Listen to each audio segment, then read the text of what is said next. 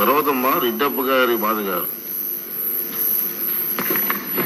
ధన్యవాదాలు అధ్యక్ష, ఈ అవకాశం ఇచ్చినందుకు. అలాగనే పిప్కా ప్రత్యేక బాధ్యతలు ఇచ్చి మా మీద నమ్మకంతో పిప్కా నియమించినందుకు ముఖ్యమంత్రి చంద్రబాబు నాయుడు గారికి, అలాగనే అధ్యక్షులు గారికి, అలాగనే నారా లోకేష్ గారికి ధన్యవాదాలు తెలియజేసుకుంటున్నాను. అధ్యక్ష, మహిళా సంరక్షణ కార్యదర్శులు అని చెప్పేసి గత ప్రభుత్వము సచివాలయ విధానాన్ని మొదలుపెట్టి అందులో వివిధ విభాగాలకి రిక్రూట్మెంట్ చేసుకొని వివిధ విభాగాల్లో ఉద్యోగాలు ఇచ్చి పెట్టారు. కానీ మహిళా సంరక్షణ కార్యదర్శులకి వాళ్లకు ఎవరి కింద పని చేయాలనే విషయం మాత్రము స్పష్టంగా లేదు. వాళ్ళకి ట్రాన్స్ఫర్లు కావాలంటే పోలీస్ డిపార్ట్మెంట్ దగ్గరికి వెళ్లాల్సి వస్తుంది. వాళ్ళ మీద అడ్మినిస్ట్రేషన్ మాత్రం మున్సిపల్ డిపార్ట్మెంట్ చేస్తా ఉంది. వాళ్ళ మీద ఎగ్జిక్యూషన్ మాత్రం ఎవరు చేస్తున్నారో తెలియని విధంగా తయారైపోయింది. వీళ్ళని చాలా డిపార్ట్మెంట్ ఇప్పుడు మనకు సచివాలయంలో చూస్తే ఎక్కడైనా వాళ్ళకి ఇచ్చిన జాబ్ చార్ట్ ప్రకారం ఎక్కడైనా అక్రమ కట్టడాలు జరిగితే వాళ్ళు వెళ్ళి ఇన్ఫార్మ్ చేయాలని ఉంది. అలాగని అంగన్వాడీలోకి వెళ్ళిపోయేసి అంగన్వాడీలలో ప్రెగ్నెంట్ ఉమెన్ గానీ, అనిమిక్ పేషెంట్స్ గానీ, ఆఫ్టర్ డెలివరీ అయిపోయినాక లాక్టిక్ ఉమెన్స్ గానీ సంరక్షణ కూడా వీళ్ళకే అప్పచెప్పడం జరిగింది అధ్యక్ష.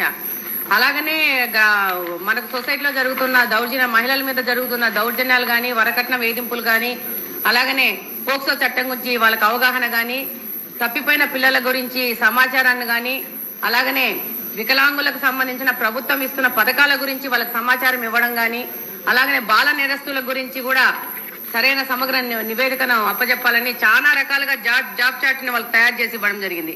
కానీ వాస్తవంగా ఈ రోజు సచివాలయంలో గమనిస్తే ఈ యొక్క మహిళా సంరక్షణ కార్యదర్శులు ఏం పని చేస్తున్నారంటే జిరాక్స్ మిషన్ లో పేపర్లు పెట్టుకుంటూ తీసుకుంటూ టైం పాస్ చేస్తున్నారు. కానీ వాళ్ళకి జాబ్ ఏంటి, వాళ్ళు చేయాల్సిన పని ఏంటనేది దిశానిర్దేశం లేకుండా వాళ్ళది ఒక పోస్ట్ వేస్ట్ అయిపోయిన విధంగా తయారైపోయింది. ఇప్పుడు మంచి ప్రభుత్వం, తెలుగుదేశం ప్రభుత్వం, కూటమి ప్రభుత్వం వచ్చింది. ఈ యొక్క సచివాలయ ప్రక్షాళన అనేది చేయాల్సిన అవసరం ఎంతగానో ఉంది. వీళ్ళకి వీళ్ళ డ్యూటీస్ అనేసి ఒకసారి ప్రభుత్వం ఆలోచించి వాళ్ళకి సరైన దిశానిర్దేశం ఇవ్వాల్సిన అవసరం ఉంది అధ్యక్ష. నమస్కారం అధ్యక్ష.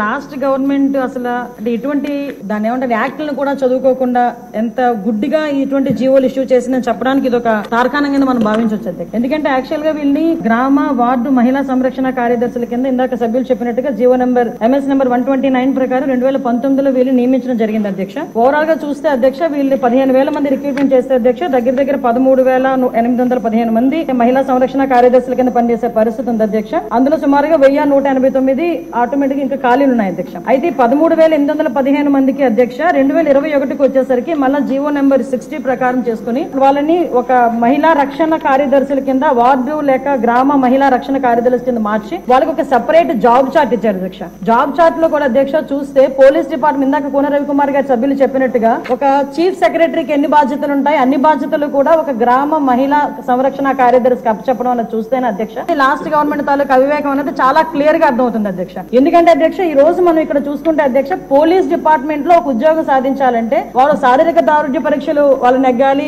రిటర్న్ టెస్ట్ వాళ్ళ ఎగ్జామ్ పాస్ అవ్వాలి, 9 months ట్రైనింగ్, కఠోరమైన ట్రైనింగ్ ఉంటుంది అధ్యక్ష.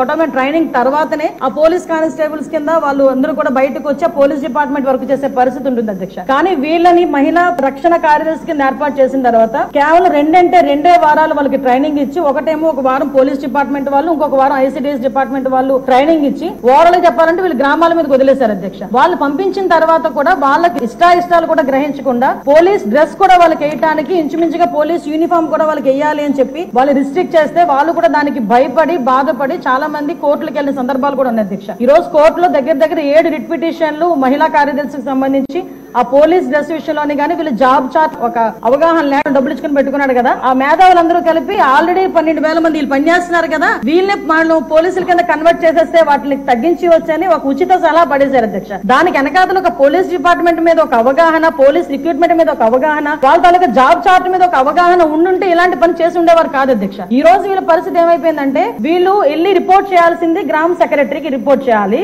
వీళ్ళ అడ్మినిస్ట్రేటివ్ పవర్స్ ఎక్కడ ఉంటాయంటే పోలీస్ డిపార్ట్మెంట్ దగ్గర ఉంటాయి. వీళ్ళకి జీతం ఇచ్చేదేమో ఎంపీడీఓ, లీవ్ ఇచ్చేదేమో ఎంపీడీఓ, మళ్ళా తిరిగి ఒకవేళ ట్రాన్స్ఫర్ అవ్వాలంటే డిపార్ట్మెంట్ కలెక్టర్ దగ్గరికి వెళ్ళాలి అధ్యక్ష. అంటే వీళ్ళకి సంబంధించి ఒక అథారిటేటివ్ ఆఫీసర్ ఒకరు కూడా లేక ఇన్ని డిపార్ట్మెంట్స్ తో పోనీ పైకి వచ్చిన తర్వాత పని చేద్దామంటే వీళ్ళు తాలూకా అంటే పైచి ఎంత పెరిగిపోయిందంటే లాస్ట్ గవర్నమెంట్ కి వీళ్ళ చేతే తక్కువ జీతాలు ఇచ్చి ఎక్కువ పని చేయించుకుందామని క్రైమ్ ఆఫ్ ఎఫెన్స్ దగ్గర కూడా కాపాడడానికి కూడా వీళ్ళు తీసుకెళ్లాలంట. నాన్ బెయిలబుల్ వారెంట్లకు సంబంధించి వీళ్ళు సపోర్ట్ చేయాలంట. అక్కడికి వెళ్లి మహిళా సంరక్షణ కార్యదర్శుల కింద, మహిళా రక్షణ కార్యదర్శుల కింద అక్కడ ఉన్న అవగాహన కల్పించడం, లేకపోతే ఐసీడీఎస్ సంబంధించి ఏదైనా మిడ్ డే మీల్స్ చూడడం అంతవరకు ఓకే. ఆఖరికి పోలీస్ డిపార్ట్మెంట్ కి వాళ్ళ ఇన్వెస్టిగేషన్ లోని కూడా వీళ్ళు హెల్ప్ తీసుకుని చేసుకునే పరిస్థితి కనిపించింది. లాస్ట్ గవర్నమెంట్ లో చాలా మంది మాతోనే మొరపెట్టుకున్నారు అధ్యక్ష. మేము ప్రతిపక్షంలో ఉండేటప్పుడు పోరాటాలు చేసేటప్పుడు మమ్మల్ని ఆపడానికి ఈ మహిళా కానిస్టేబుల్ తో పాటు మహిళా పోలీసులు కూడా పంపించేవారు. మేము అడిగే వాళ్ళు మీరెవరమ్మా మహిళా పోలీసా మహిళా కానిస్టేబుల్ అంటే మహిళా పోలీస్ అండి అని. ఇందులో విషయం ఏంటంటే అధ్యక్ష చాలా మంది ఏస్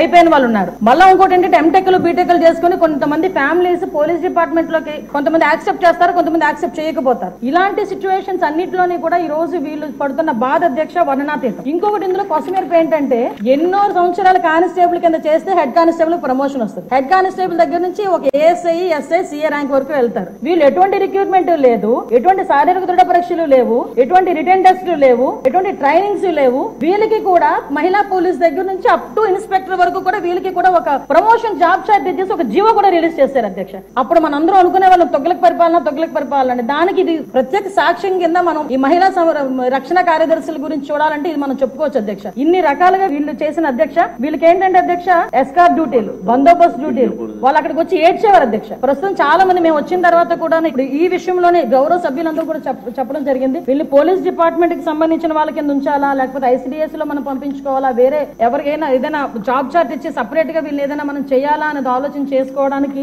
ఒక సుదీర్ఘమైన చర్చ అయితే జరగాలి అధ్యక్ష. మేము చర్చిస్తాం అధ్యక్ష. నా అప్పీల్ ఏంటంటే ఇక్కడ గౌరవ సభ్యులందరూ ఉన్నారు, గౌరవ సభ్యులందరూ కూడా ఈ విషయంలోనే మనందరికీ కూడా అవగాహన ఉంది. ఈ గౌరవ సభ్యులందరూ కూడా ఈ విషయంలో ఈ మహిళా కార్యదర్శుల విషయంలో మనం ఏం చేస్తే వాళ్ళ సేవలు వినియోగించుకునేటట్టుగా ఉంటుందో గౌరవ సభ్యులు ఎవరైనా లిఖిత పూర్వకంగా మాకు సూచనలు సలహాలు ఇచ్చినా దాన్ని బేస్ చేసుకుని అదే విధంగా మనం డిపార్ట్మెంట్ వాళ్ళతో కూడా చర్చించి దీని మీద నిర్ణయం తీసుకుని యాజ్ ఎర్లీ యాజ్ పాసిబుల్ మహిళా సంరక్షణ కార్యదర్శులకి ఒక జాబ్ చార్ట్ ఇస్తామని చెప్పి మీ ద్వారా సభకు తెలియజేసుకుంటున్నాను అధ్యక్ష.